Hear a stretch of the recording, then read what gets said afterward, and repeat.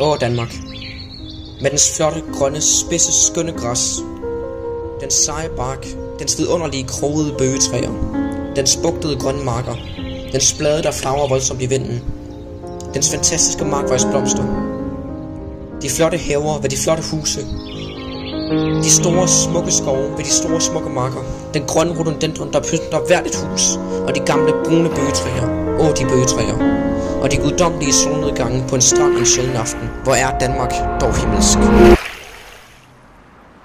Med et bliver du vækket. Georg Brandes rusker dig ud af drømmen, og hans ord har brændt sig fast i din hjerne.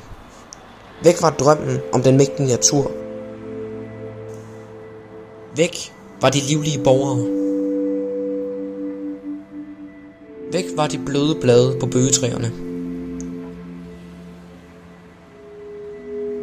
Væk var den blå himmel og den gyldne solnedgang. Væk var de prægtige søer. Væk var skønheden. Vores samfund står i flammer, og vi kan ikke vende det blinde øje til mere.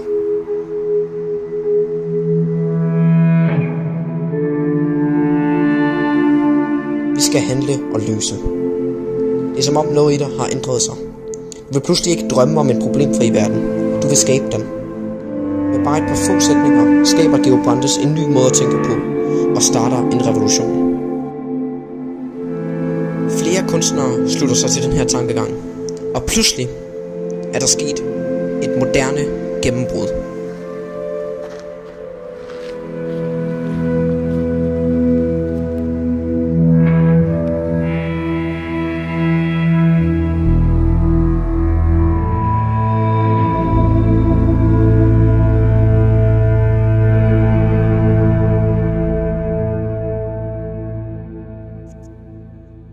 Det moderne gennembrud kan blive kogt ned til én sætning.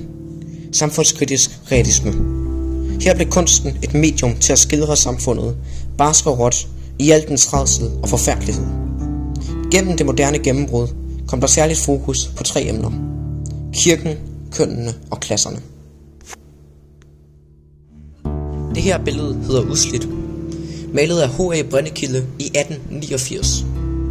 Her bliver arbejdsklassen skildret, og hvordan de er nødt til at arbejde og slide sig selv ihjel for bare at få mad på bordet.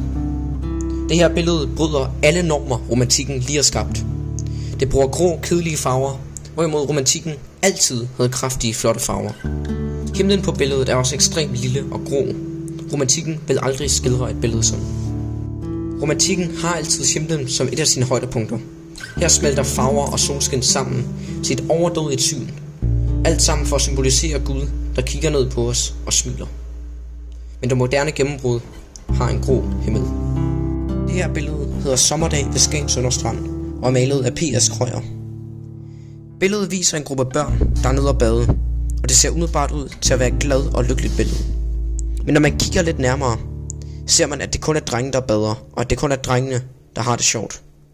For hvis man kigger på højre side af billedet, så står der en lille pige, helt alene, og kigger ned i sandet. Hun må ikke bade med de andre drenge. Det her er et primært eksempel på, hvordan det moderne gennembrud bruger dens kunst til at kritisere vores samfund, og i det her tilfælde kritisere kønsrollerne. Det moderne gennembrud var et barsk og hårdt stilskift inden for dansk kunst, men det var også nødvendigt, for vi kunne ikke blive ved med at leve i en drømmeverden. Vi skulle se problemerne i øjnene og handle.